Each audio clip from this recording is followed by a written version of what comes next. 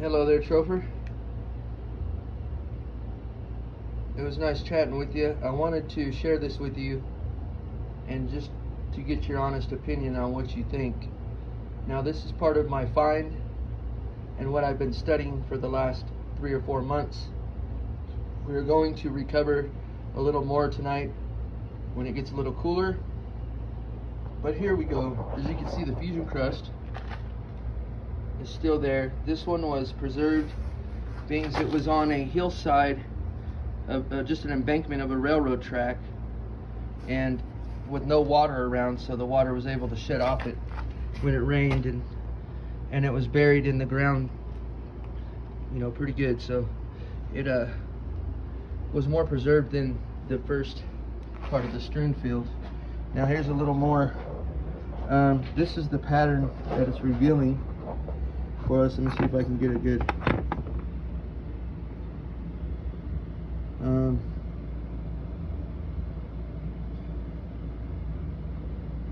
Let's see. I haven't per se finished polishing them yet, so they're not 100% yet. I'm just getting a little excited and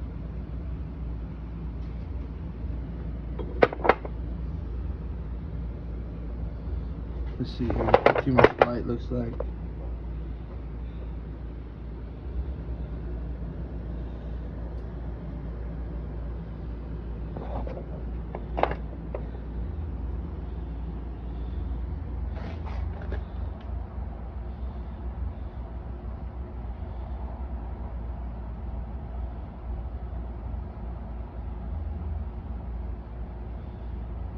When I get it polished out, you'll be able to see the pattern. You kind of see it here. It's just like a bunch of scribbly X's. Here on this stony iron, you can see it really good. The pattern on that, it's coming out the more I get to polishing on it. And then here are some chondrites. Here, almost like a mesosiderite, but the composition is very rare.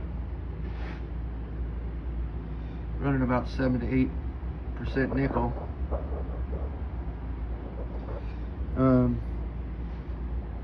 And then also you'll like this one. This one you just had up the other day. This one here was part of your, I think it was the Chech 002, I believe.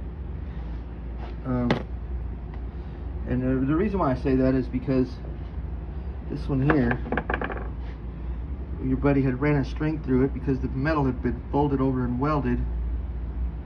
Well, I seem to have the same piece, or one exactly like it. So as you can see, the metal's been like folded and welded over,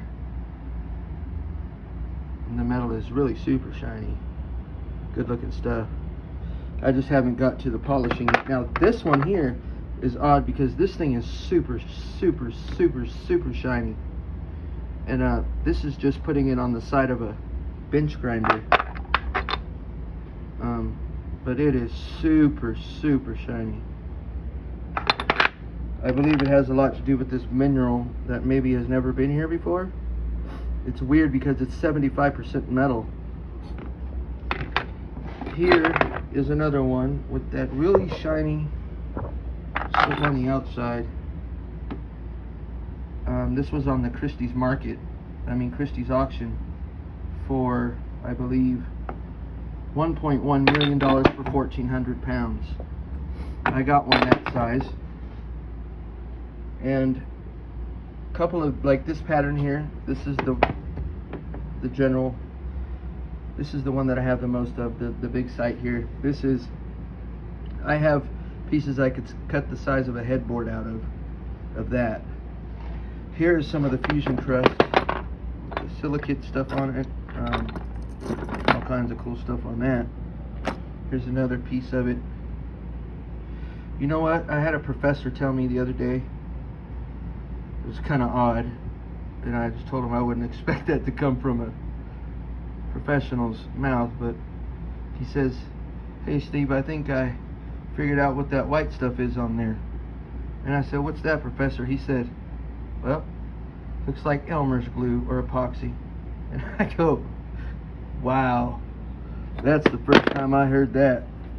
Anyhow, these bleeds, the formation of the bleeds are really very, very, very unique to that exact meteorite. Here's the pattern again. This one shows fairly good. Like I said, it looks like a bunch of graffiti or scrambled X's. Pretty cool, huh? So I think I have found this strewn field. Is basically what I'm getting at. And Trofer, I don't know what the hell to do. This here, I believe, is an ungrouped achondrite. See the chondrucles in there?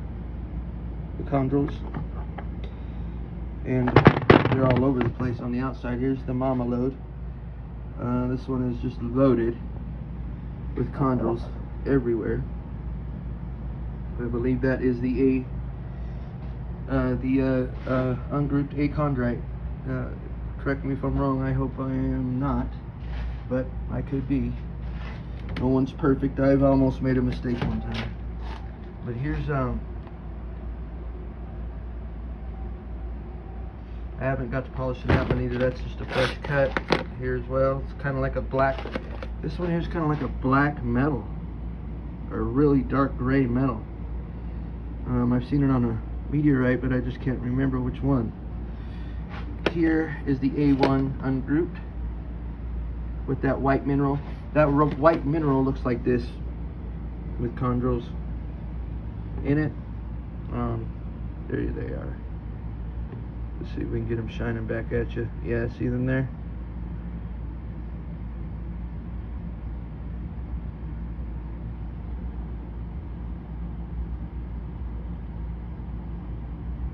Yep. So, I really need your help on this, bud. I would love for you to help me extract this strewn field. I've already got permission from BNSF Railroad, and boy, this is a lot of fun. Here are the thumbprint ones that I've gotten, and I've got some pretty sufficient sizes of these as well. They're pretty big, and they're also still there at the strewn field. They're stabbed into the earth from aerial. So anyhow, here's some more of this. This stuff here feels, it's heavier than dog you know what, and it's like a platinum or something, because it's or lead maybe, because it just feels soft and heavy and crap. Like, not soft like I can mush it, but it feels like I would be able to mush it, but you can't, you know. So that is very interesting. I got some here with the fusion crust still on it there, and right here lots of fusion crust still on that one. And then here, this is the other side of that chondrule. It's also got the big thumbprints on there.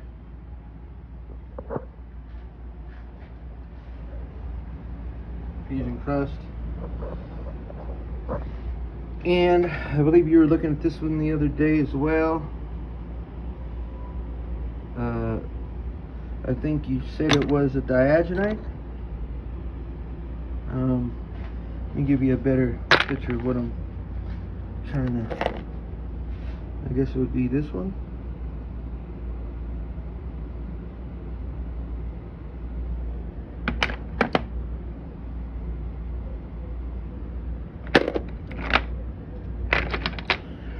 Very interesting. This one, I just cannot get over.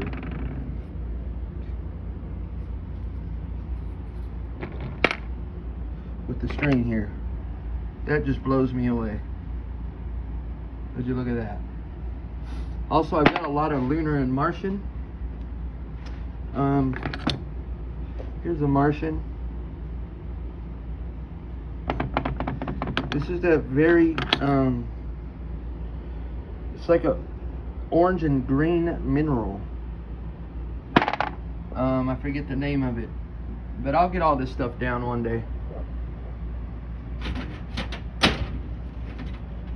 Let's see here. We have another interesting lunar right here. I have a pretty good size one of this. Pretty cool. So yeah, I've been out there getting it. This is part of the meteorite. There's the fusion crust.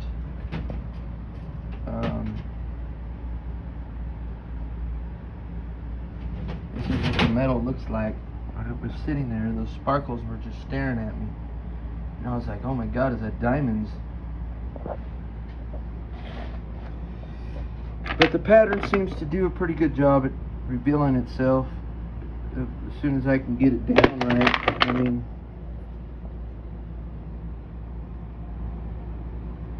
God only knows how many I've wasted trying to get this stuff right.